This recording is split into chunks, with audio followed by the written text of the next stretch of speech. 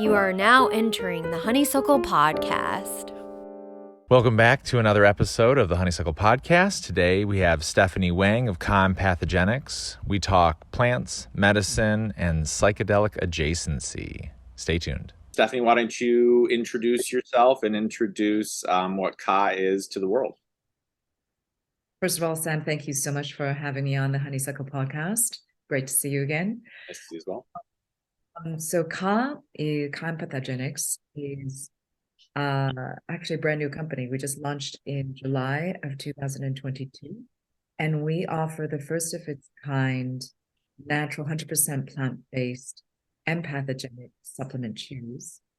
And what they do is they help lower anxiety and stress, and also give you a sense of grounded energy while making you feel more capable, connected, and alive. And kanna, which most people may not know about, is a succulent plant from South Africa that has been used by the indigenous tribes of the Khoikhoi and San people there for millennia. And they traditionally take it to go on multi-day hunts because of its ability to give this amazing sort of sustained energy. And also it helps suppress hunger and thirst as they go on these hunts, while helping them focus and bring more clarity, and the colors are more vibrant. But what is super special about kanna is its ability to open the heart. And so not only does it lower anxiety and stress, but it engenders this feeling of oneness and interconnectedness between, yourself and other people, as well as with nature and really everything that's around you. So it's a beautiful sort of empathogenic, as we coin it, for that very reason, because it actually engenders more empathy and more compassion. Yeah, there's definitely a rebranding of some of this plant medicine by some people involved in it as empathogens.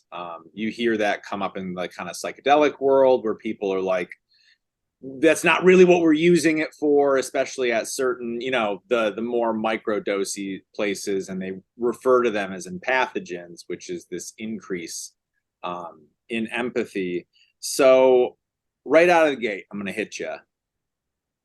Why are there these plants or these molecules in these plants that create these experiences of oneness when we take them? And as well have that afterburner effect, where even, after your experience, you are genuinely feeling different. This is kind of your world. I'm just curious on what your hot take on what that is. Yeah, well, that's a multi-pronged question with many answers, actually. So I could go metaphysical about this, and I could go super scientific about this. So what I'll do first is I'll go the scientific route, because of the specific phytochemical compounds that are actually in kanna. So kanna is really interesting because it is a natural serotonin reuptake inhibitor, as well as a serotonin releasing agent. So its main alkaloid.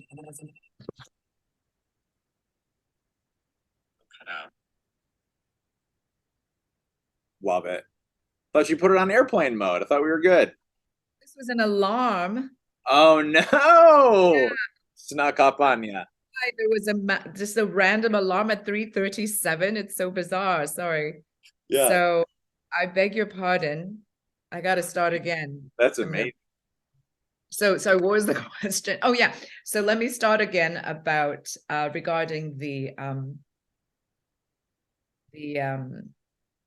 so on a scientific basis, the main two alkaloids that are within kanna are mesembrine and mesembrinone. And so kanna is both a serotonin reuptake inhibitor as well as a serotonin releasing agent. And it also has this amazing ability to activate receptors for GABA, for opioids, for cholecystokinin, and for melatonin, which means it calms brain activity, it lifts mood, it suppresses hunger, and specifically, I would say, any kind of hedonic craving. And it also improves sleep quality. So, and in addition to that, because of kanna's ability to inhibit an enzyme called PDE4 in the body, it actually helps us access more energy. So it has this sort of dual effect, which sounds almost an oxymoron, but it isn't. And it's able to actually calm the brain and calm the mind while giving you this grounded energy at the same time, simultaneously. So what that means is it's acting on so many different neuroreceptors, which is very unusual, because if you look at, cannabis, or you look at, some of the other substances out there, it's generally one or two receptors and that's it, right? Or it's the same type of receptor. But kanna is really full spectrum, and it's interesting in that way because it has this sort of overall full spectrum effect. And as a result, it's very adaptogenic. It actually really helps you rebalance internally and helps recalibrate your mind, calibrate your brain. So that alone in itself is super interesting. Plus, it's non-addictive. It has a really good safety profile. And there's quite a number of clinical studies. I mean, there need to be more clinical studies on this, but there have already been clinical studies on humans and animals, and with, very positive results. So that on that end, it's quite interesting. But to answer your question as to why are these plants actually helping us open our hearts? So I will say this, that I believe all entheogenic plants, and really all plants, but particularly entheogenic plants, whether they are psilocybin or ayahuasca or something like kanna, which is psychoactive but not psychedelic in the sense that it's not hallucinogenic, it's still an entheogen because it actually has the ability to kind of bring you into this new level, sort of non-dual. Excuse me, I should rephrase that. It's just a much more sort of elevated consciousness as well. And I believe the plants are actually working with us to ensure their own survival, number one. Part of it is, is actually helping humans realize our connection to the planet and to nature. And it's really just, it's happening in a way that is also super beneficial for human beings, because at the end of the day, we are part of the whole ecosystem, right? And so to me, sometimes I jokingly say the plants are working through us to actually get the message of the plants out there to more people. And why is it particularly happening at this time, in the world? Wow, that's also a big question. But I do think that given that we are at this point of global crisis in many ways, in terms of how, in terms of climate change, in terms of how we are still not being very conscious about how we are treating the earth simply as a resource and just plundering, and not actually having a reciprocal, relationship with nature, which if you look at all pretty much indigenous cultures, there's always that give back. That's this understanding of, we cannot simply grow infinitely without thinking of this relationship that we have with the planet, which has limited resources. And how are we being stewards of nature? We're not. We're not having that conversation. No one is having that conversation. No, like you're not going to turn on the evening news and have them be like, yeah, bro, so there's like maybe 5 billion too many of us right now for the, how we manage these resources, like this infinite growth model with infinite resources. It's a huge mistake. And then you have these substances that, I mean, before you try something like ka or, a psychedelic, if someone told you the plant told me X or Y, it doesn't really make sense until you have that experience. And then when someone says the plant told me that, you're like, oh no, I totally understand what you're talking about. Like it told you that. You don't hear it, but just like suddenly there's a clarity in your brain where you look around and you're like, oh yeah, these are my fellow humans. This is my planet. Like this is something that's going to be important to be a steward of, and it's coming out of these plants. And you're right, the timing of it is interesting as well. Absolutely. And I would say that, even if you don't want to believe that, just look at where we are now. I mean, there are at least 1 in 5 Americans that suffers from some kind of mental health issue, right? Post-COVID, that's only gotten worse. 80% of all doctor visits have to do with stress. They're all stress related. And, stress is causing us all kinds of issues, and it's leading to early death, right? And yet, if you look at a lot of pharmaceutical, solutions out there, they're just not.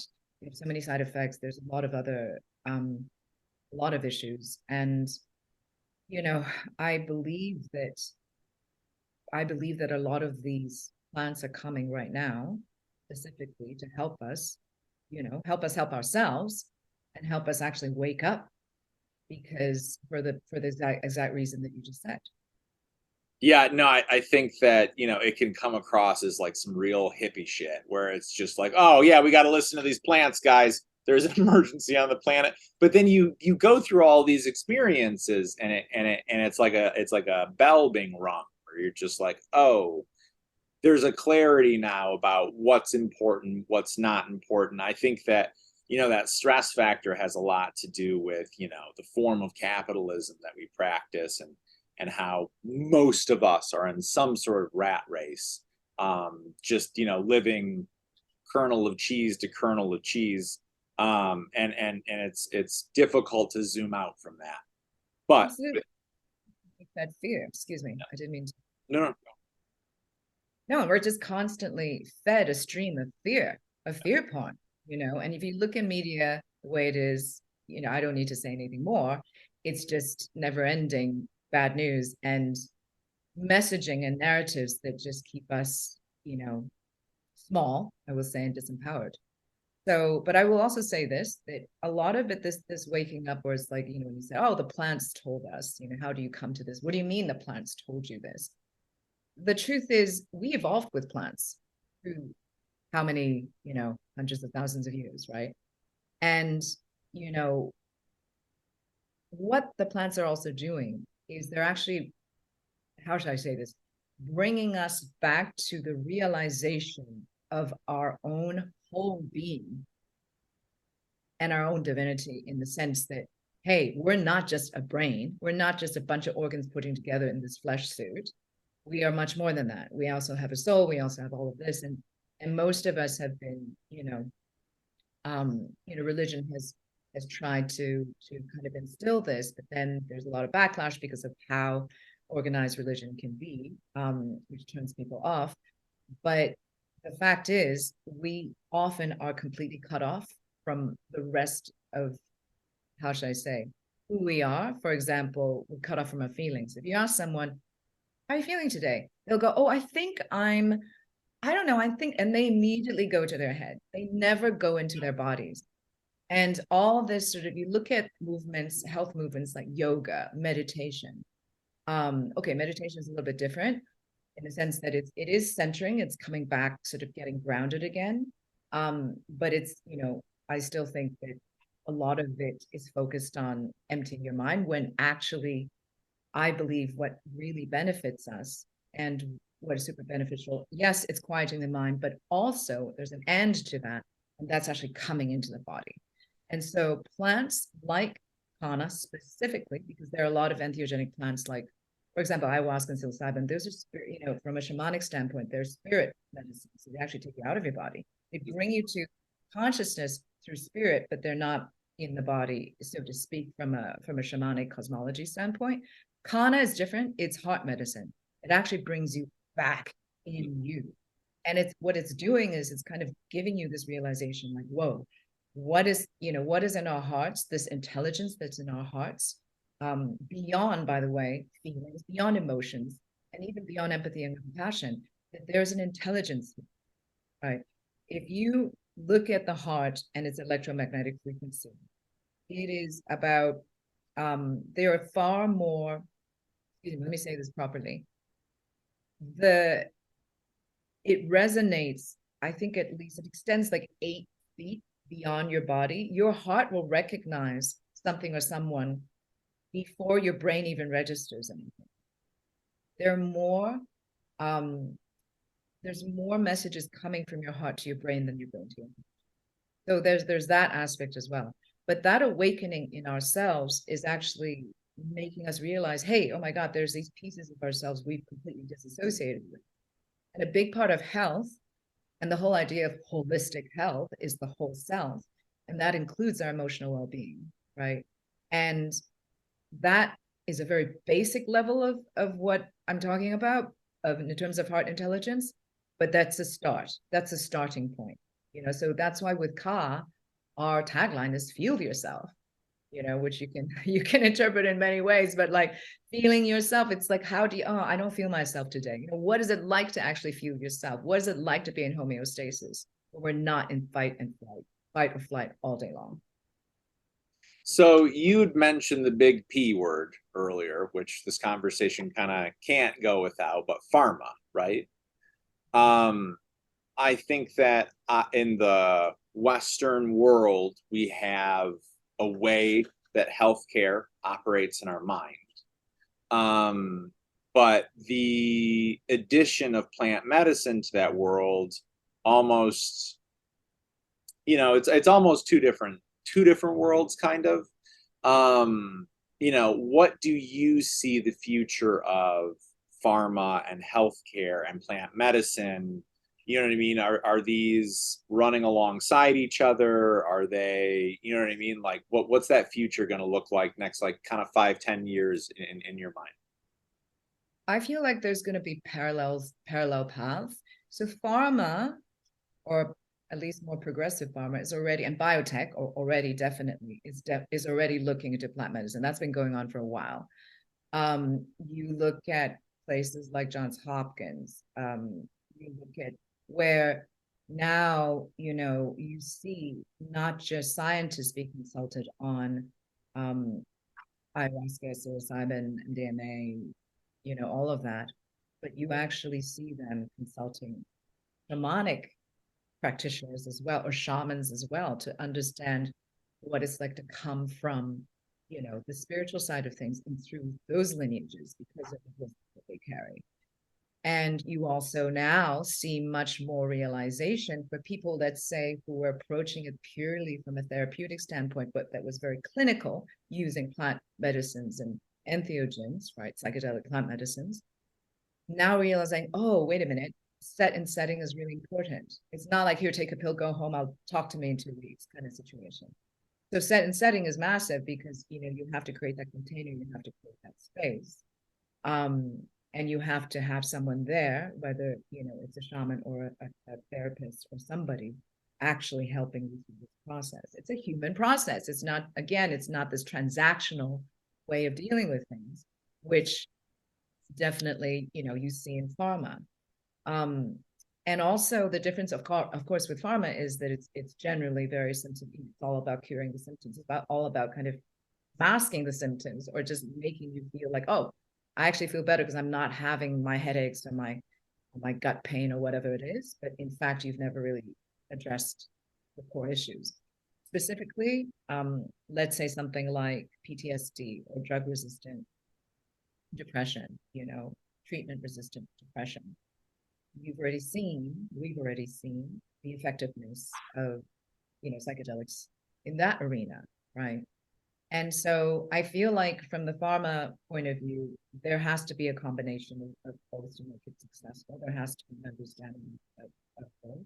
Now, of course, having said that, there will be the same thing, and it already is happening, of course, where someone says, oh, what's this awesome, what are the awesome active compounds or alkaloids in ayahuasca or in psilocybin? Let's just take it out and let's just make something out, like make some kind of a drug from that and patent it and make a lot of money. That's going to happen, right, as well. But I feel like we're in a time where because of these personal experiences are having or have had, I think that the other side, pure sort of how should I say, let's say the plant side of psychedelics, that's not going to go away. And I think people are absolutely not just looking for, hey, let me deal with whatever ailment I'm dealing with, but they're looking for more. They're actually looking for me. I think that a big part of, you know, societal pain comes from disconnection, comes from separation, comes from first the separation from ourselves and who we really are, and then the isolation, specifically after COVID, during COVID, where it's like, oh my God, that's how you really can break someone down, is to isolate. So I think the human component, sitting in circles, sitting in ceremonies, going through this, even if you don't want to do it in a super traditional way, you know, having that human connection is the healing itself.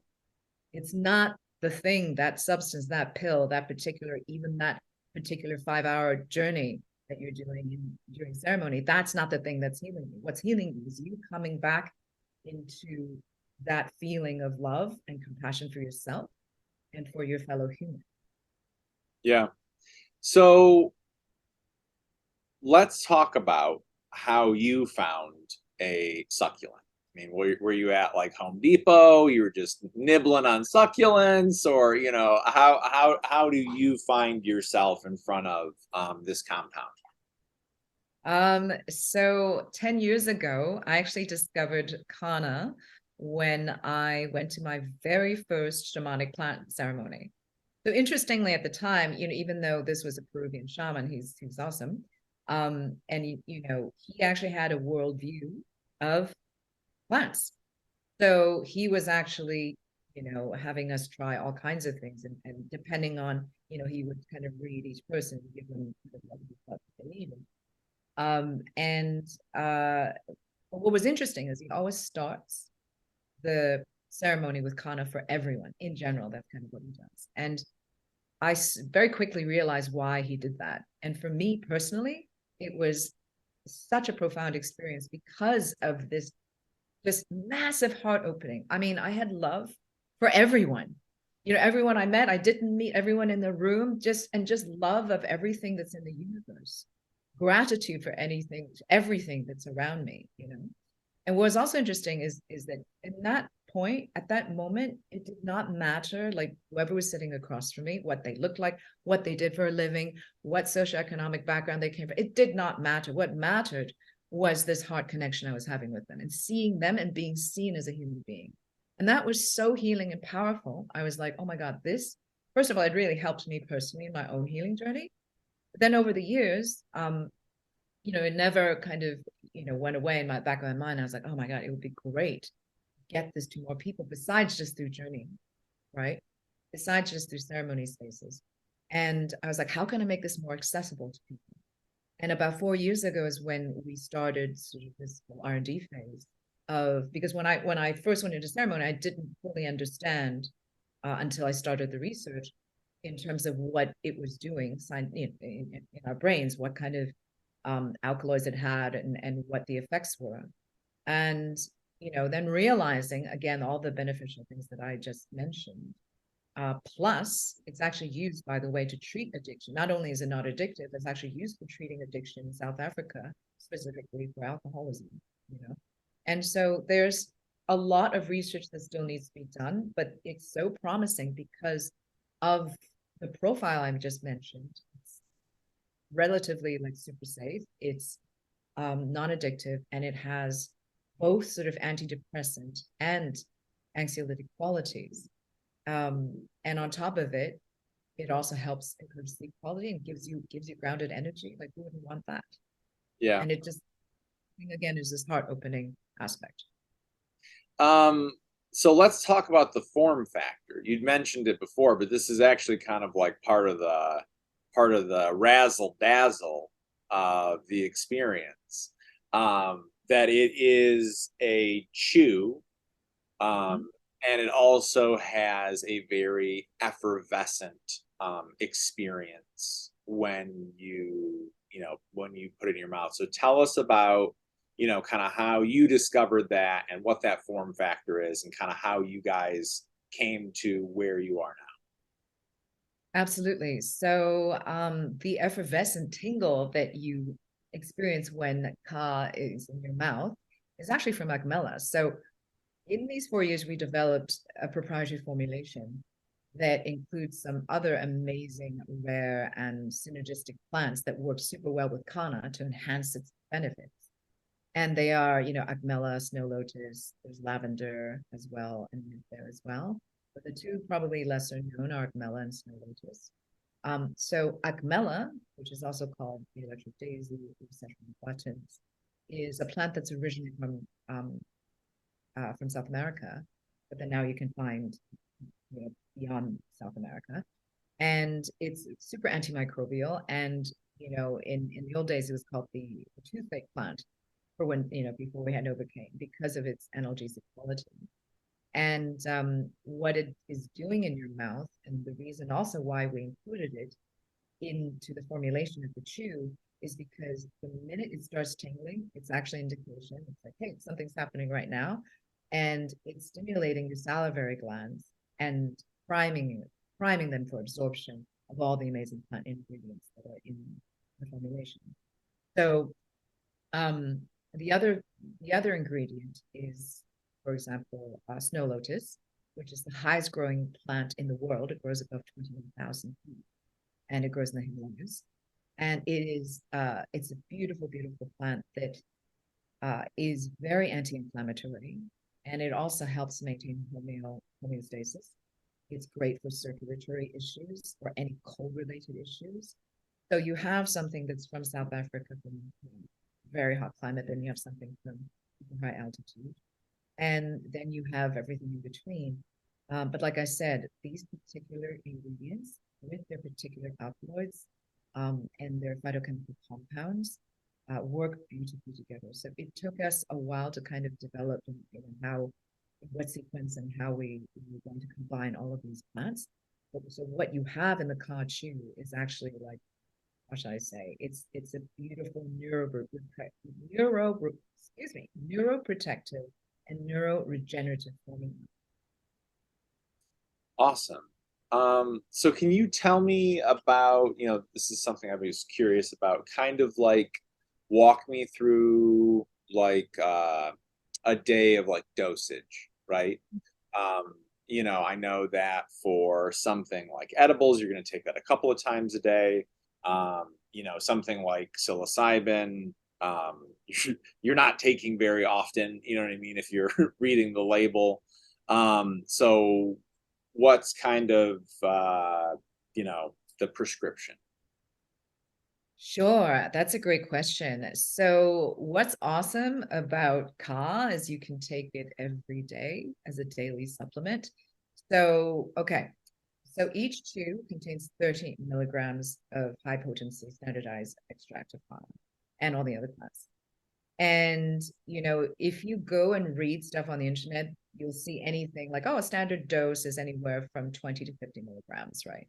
But I just really want to, explain to people that it totally is dependent also in how many alkaloids and the level and the potency of the alkaloid of the kanna itself and how much alkaloid content there is. That's going to make a difference. So it's not just looking at milligrams, which won't tell you so much.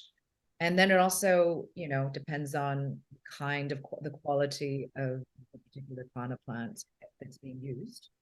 And what's interesting in terms of dosage is we say, for example, like each chew is 30 milligrams. We say, hey, start with one chew. But the thing is, with any plant medicine, whether it's entheogenic or not, let's say ashwagandha even, you have to kind of start using it daily to kind of prime your body to work with it. So kanna is the same. And so people are like, sometimes they try it and they're like, oh, it doesn't really work. And it's like, no. What you actually need to do is to take it on a daily basis and really start to build a relationship with it and see how it's affecting your body and your mind, and notice what is different. A few things. First, everyone's genetic profile is different. So we have different distribution of neuroreceptors in our brains, each of us. So again, everybody's going to have a slightly different reaction, right, to kanna. Second thing is, if someone has a high level of inflammation in their body, the serotonin that's being produced or that's being released is going to first go to lowering the inflammation before you start to feel a lift. So if someone has quite a bit of inflammation, it's very beneficial, first of all, to take it continuously because it's actually helping you lower inflammation. And then after that's kind of dealt with, you're going to start to feel that lift. So that's the second thing. The third thing is we always recommend people taking it continuously because then you really start to notice the cumulative effect. There is absolutely a cumulative effect. And what's interesting is, unlike, let's say, pharmaceuticals or some other substances, you don't need more and more the more you take it to feel, the difference, right? You actually kind of need less. So I will tell you personally that right now I'm taking kanna, not kanna, I'm taking ka every day, my own chews. And initially I was like, oh, one is great. So I was taking one continuously. And I was like, oh, I feel like much more balanced. I feel my mood is better. I have more patience with people. I'm a nicer person. As a result, I don't, my brain doesn't get so foggy and I just need half of the dose. I need 15, right? Which is half of the chew. And that's really enough. So that's the thing is that, I like to describe this as real medicine in the sense that it's actually helping you so that you're not dependent on it, right? And you can adjust it to your own needs because it's actually helping you rebalance and bring you that sense of calm.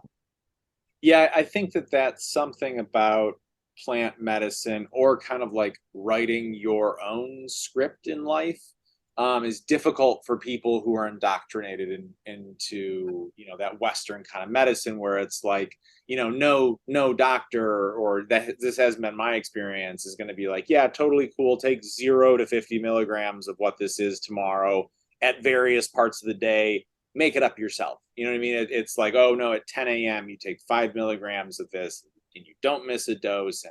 And there's no adapting that to your life, but obviously our lives are different every single day. Exactly. But Sam, you bring up a great point because, I think so much of what plant medicine teaches us is getting out of that old paradigm of transactional behavior with whatever it is that we're dealing with, whether it's with people or with whatever we're consuming, right?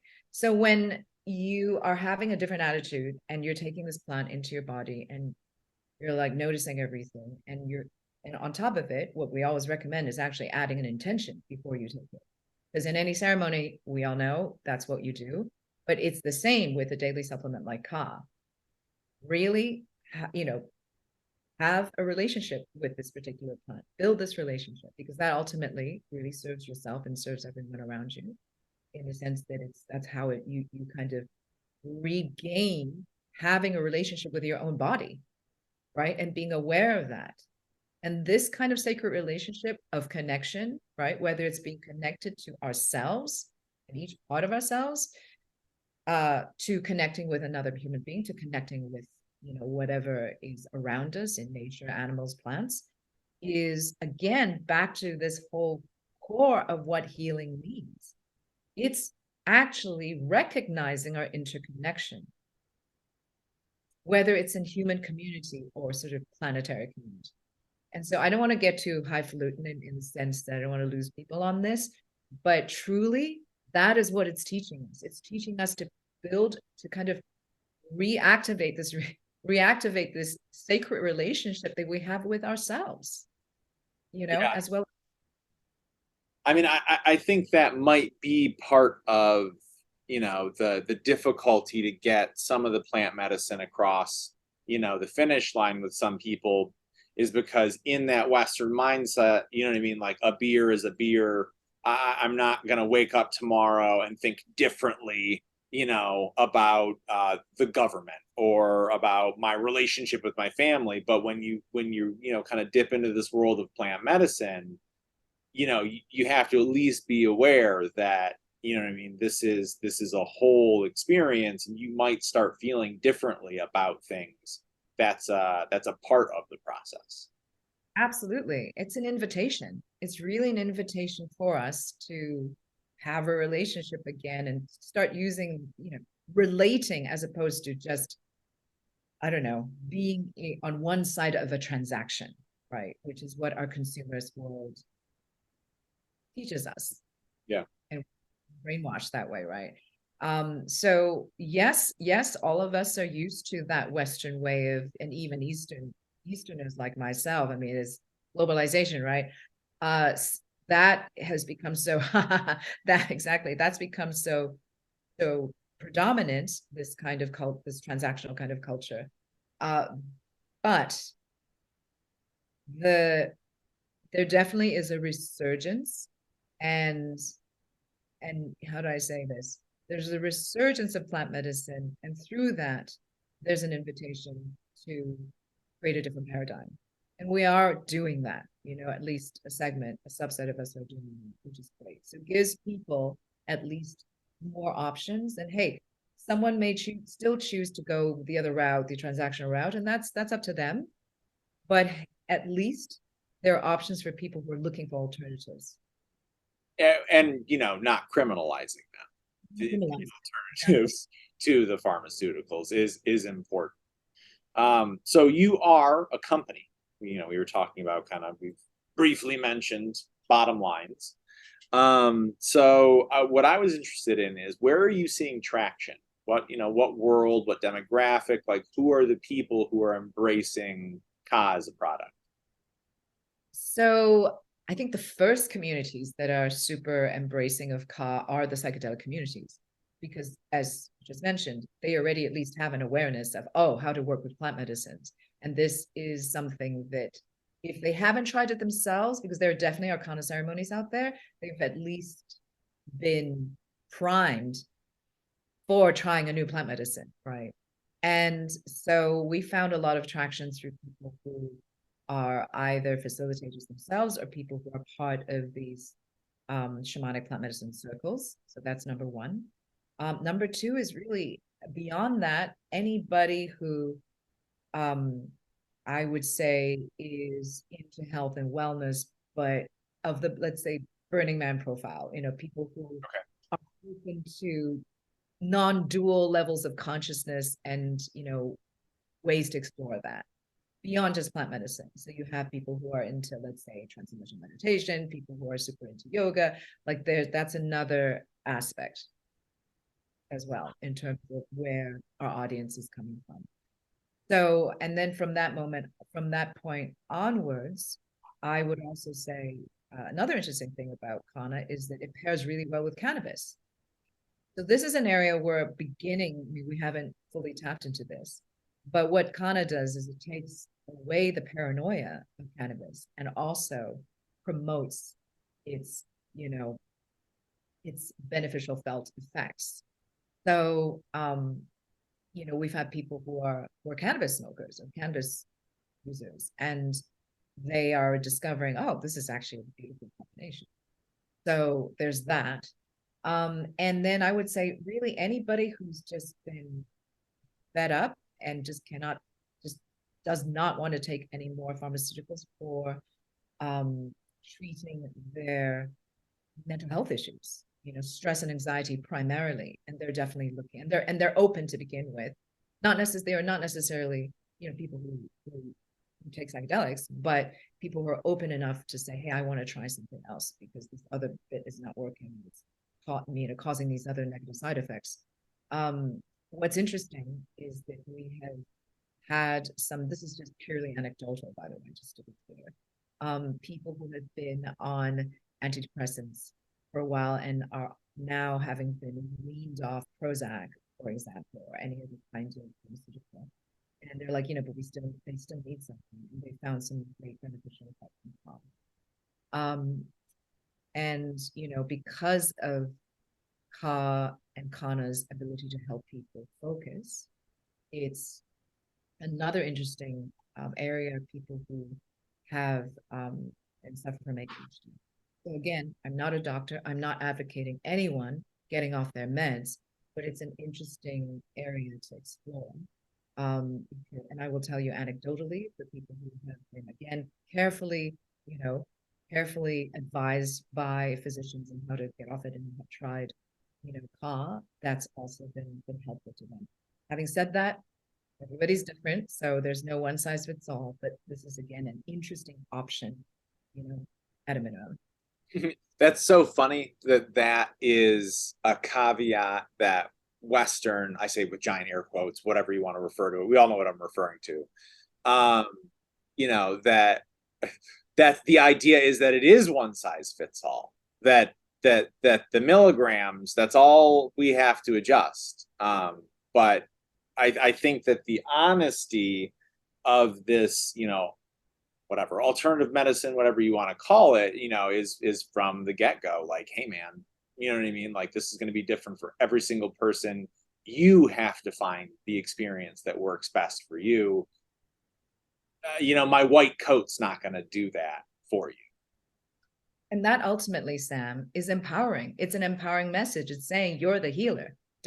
Nobody's outside of yourself is going to do the job. You've got to come back into yourself, empower yourself on your own healing journey, which is super, super helpful and responsible, right? It makes us responsible for our own health again, which is great because it starts to bring in awareness instead of constantly kind of, how do I say this? It's like,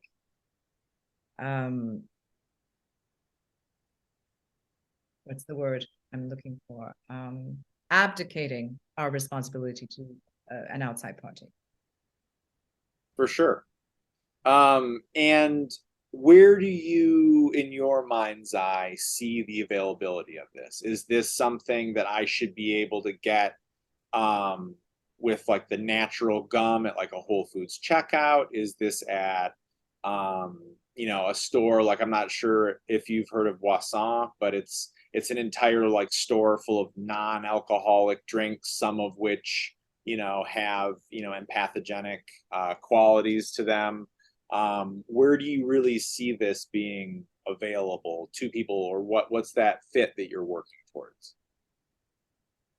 In terms of distribution, you're talking about? So besides our own sort of, our own website, and besides, marketplaces like Amazon, also Kaz on Amazon already, and other kind of digital platforms, definitely specialty retail. It could be, eventually it could be Whole Foods. Places like Erewhon, places like Wasa, places like, in New York, a place like the Alchemist Kitchen, for example, or ABC Home, maybe, or it could be also, we're looking into this, possibly in cannabis dispensaries. We're actually looking to see what because I know there might be some regulatory issues, not with us, but with how what cannabis dispensaries need to do. So there's that. There's that as well. And I would say through other centers that are either, and this is right now a small, not that big right now, but that this will be growing, places like ketamine centers, places like, who are using plant medicine treatments for people. This could be something that could be available over the counter because, again, it's not scheduled. So, but I think also just a caveat there is that, it's not about mixing everything together and more is better. And then people say, oh, I want to take mushrooms and kanna and this and that. And it's like, no. It's like, this is, again, this idea is more and bigger is better. And that's definitely not the case. If you take too much kanna, you get very nauseated. And it's again, the same lessons, right? And so what I love about it, and hey, when I first tried kanna, I had the same lesson. It's like, more is definitely not better. Because again, what it's trying to do is it's actually teaching us how to work with it. And it's not, if you're just like, okay, more is better, then I don't even have to think. I just bring it on, and you're going to discover that mixing everything together, first of all, you're not going to know what's actually effective and what it's doing for you. Second of all, you're just confusing yourself and your neuroreceptor. It gets weird. And also, you're not giving respect to that particular, again, a concept that's very foreign to people who are of, a different kind of mindset that's maybe more traditional. But, these are sacred plants. Kanna is a sacred plant. So are all the other plants we mentioned. And, there's a certain level of respect that it actually demands. And if you don't, what you put in is what you get out. Because again, that intentionality, if it's not aligned with what you're actually wanting, you're going to feel the negative impact as well. It's a different thing. It's in a different way though. And again, it's very hard for me to explain to people unless they've had this experience, but it will give you what you need, and also what you put in is what you get out in a way. Yeah, that's definitely something that involvement in plant medicine teaches you, which is you're going to get what you need out of this, not what you wanted out of this, because they're going to be different. One of my more recent mushroom trips, I cried for like 5 hours straight. I didn't know I needed that. Felt spectacular afterwards. But that was that unexpected, definitely a non-Western experience. Right. But in the best way. Because I think to get through some of the concrete, some of the bullshit that's involved and entrenched in our society and culture, that you do need you need a couple of bigger hammers. You know what I mean? It's 5 milligrams of Prozac and talk therapy are not going to conquer the things that we deal with and everyday life as a modern person. We were great, 200,000 years ago, hunter-gatherer, using the same plants, you know what I mean? But now we spend 95% of our lives indoors. Indoors didn't exist while we were evolving. Like, it shouldn't be a surprise that at the end of a 16-hour workday and 2 hours of commute each way, you're fucked up. You know what I mean? This should not be a surprise. But it should incentivize you to say, hey, I need alternatives to the things that are already not working for me. Right. And something, Ka is that tool in that tool chest towards what works for you as a person. So I'm curious, because I know that people who are on the cutting edge of things oftentimes pay both monetarily, but really with their time, being kind of a trailblazer, which inside joke, folks. That's where we met. You are paying and paving that way forwards. So what is that thing that pulls you down this difficult path? What is that ultimate goal? What gets you out of bed in the morning and gets you working the really long days that you work on this project? Well, first of all, thanks for even acknowledging that and you're assuming, which is very true, that I do work very long days, but thank God I have Ka, right? Which just has changed my life. Our Ka's mission is to restore full spectrum aliveness for all human beings. And we put it that way because, I'm a firm believer that we are not just meant to be here to be super stressed out, toil away, work at a job, get a mortgage, raise your kids, and then at some point retire, and then kind of that's it. Okay. I and then suffer through the whole process and never really coming into your full potential. And so what gets me out of bed each day is just knowing through my own experience that there is so much more out there for all of us, and that we all deserve a life that's fulfilling, where we feel excited and enlivened each day, even if we have, because shit happens, right? That's not in our control.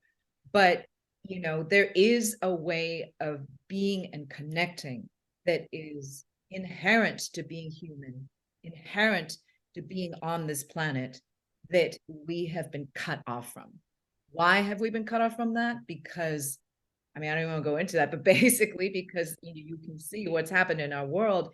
We have kind of prioritized, I would call it misplaced priorities and values, right?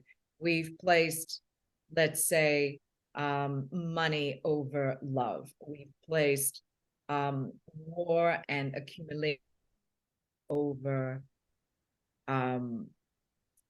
stewardship, over community.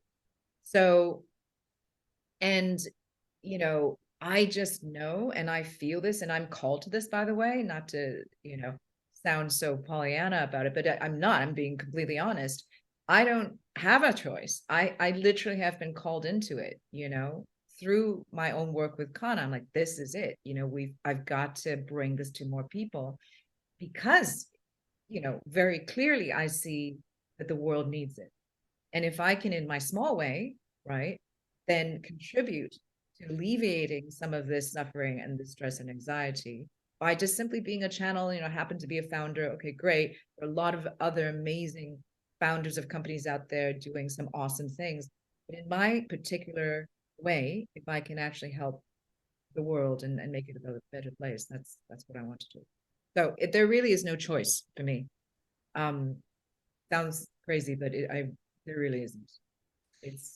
I think it sounds foreign to people unfamiliar with how powerful some of these experiences can be. Earlier, when I talked about the ringing of a bell, that's a great analogy for, there's a difference between knowing something and feeling something. And I think that that's what a lot of these empathogenics do, is they change gears from a fact that I had somewhere in the corpus callosum of my brain, stored somewhere, versus like, I had this experience and now it lives in my heart. Right. And now I get it. I get what that thing was. So it doesn't sound crazy. It sounds like someone who had that experience, that clarity that is so rare in our modern lives, and made, whatever, a brave decision to jump into it head first and to tackle it. Thank you. I mean, I honestly, I encourage, and I just want to have a big shout out to all the other founders of plant medicine related or even non-plant medicine related companies that are out there really helping us be more human, right? At the end of the day, this is not even such a grandiose mission, because like I said, every person deserves to feel who, to kind of live their life in an enlivening way. And when I say full spectrum, that includes like the downtimes, that includes sadness and pain, right? But the difference is we can go through those experiences understanding and having a different kind of awareness around them. That's what I mean. So the full spectrum then suddenly becomes a beautiful appreciation for every aspect of life. And again, can everyone get there? Yes, I absolutely believe that, right? And so all we're actually doing is actually reconnecting humans to themselves. We have this innate ability. It's just been trained out of us, and I think that's a huge message. It's not like, oh my God, I cannot even think of this because I have, all of my basic needs not being met. Yes, that's true. But I would say, and at the same time, here are all these other plants and other plant medicines that are here to support you through that process so that you can better manage, right? You can better not just initially it's just managing. Okay, great. I'm not so crazy out of my mind every day, and I can actually deal with whatever's coming at me, in a grounded way. That already is a huge, huge plus, right? But then beyond that, how can I thrive, right? And when I start to really address, let's say, some of the underlying issues that come up now, finally, because I'm giving myself space to feel and look at what's being processed, then you have real healing. Otherwise, all you have are slightly better masked symptoms, and you go on in your life like an automaton. And again, people have a choice. They want to go there, right? It's the red pill, blue pill situation. You can totally continue to go there, but the truth is there are a lot of people who do want and believe in another way of living, right? And so I think, hey, it's we gotta do this together. And at the end of the day, we're a human community. I think that's the biggest message. It's a message that actually COVID tried to teach us, but has only, I would say that lesson has been learned only by, a particular number of people, but it's still not reached, for example, a lot of our governments and a lot of our leaders. Yeah, we learned almost nothing from COVID. That's a totally different podcast. Amazingly little. But I think this is a good time to kind of wrap up. It's been a huge pleasure getting to talk plant medicine and the metaphysics and the science, and kind of take a measured look at our personal health together. So thank you very much. Thank you, Sam. It's great chatting with you today, and I'm glad we could have this in-depth conversation. Awesome. All right. Thank you, guys. And stay tuned for the next episode of the Honeysuckle Podcast. All right, cool. I'm just going to cut it there in the edit. That was great. Yeah, you thought? Yeah, no, that was great. I love talking about this kind of stuff. I think that we had a conversation with Hefner, daughter, Christy Hefner. And she had run Playboy for a while, which is why we were talking about her, but she's also really deep into healthcare. And we kind of drilled down on a sick care system versus totally. a healthcare system. And they do seem to run parallel, but kind of not talk to each other in the process. Amazingly. I think that I don't really know how you change that. You know what I mean? How you get, how you change that education process. But it would be nice to see people in Western medicine, when you do have to go talk to someone or see someone, their first thing is, hey, have you tried this? It's right down the street at the health food place. Try this for a while. Take this for a couple of weeks, then come back and tell me, like, how are you feeling, instead of like, here's your script, go to the CVS, then come back and tell me about that. I don't know how you affect change on such a large scale. Sam, I don't think even that's the right question. I feel that you got to go the Buckminster Fuller route, which is just to build a better model to make the old one obsolete.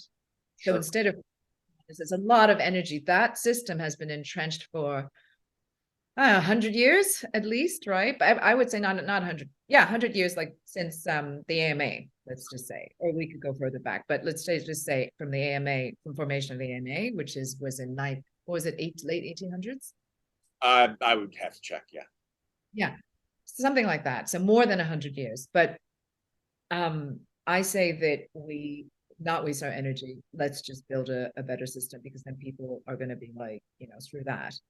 Yeah. And people, I mean, it's already happening, and that there's nothing you can do, right? Yeah, I do wonder about that generationally. Like, it does seem like the younger generations are more down with plant medicine. But then I think you also have a ton of young people who are rural, who aren't a part of that kind of thing, and are more conservative, and who are living in that world. So I do wonder kind of where that's going to shake out. And also what's interesting is, because going into these plant ceremonies and going to Burning Man is not cheap, right? You have a lot of CEOs, like you have a lot of high level CEOs who are super into this, right? So people with wealth and money and power.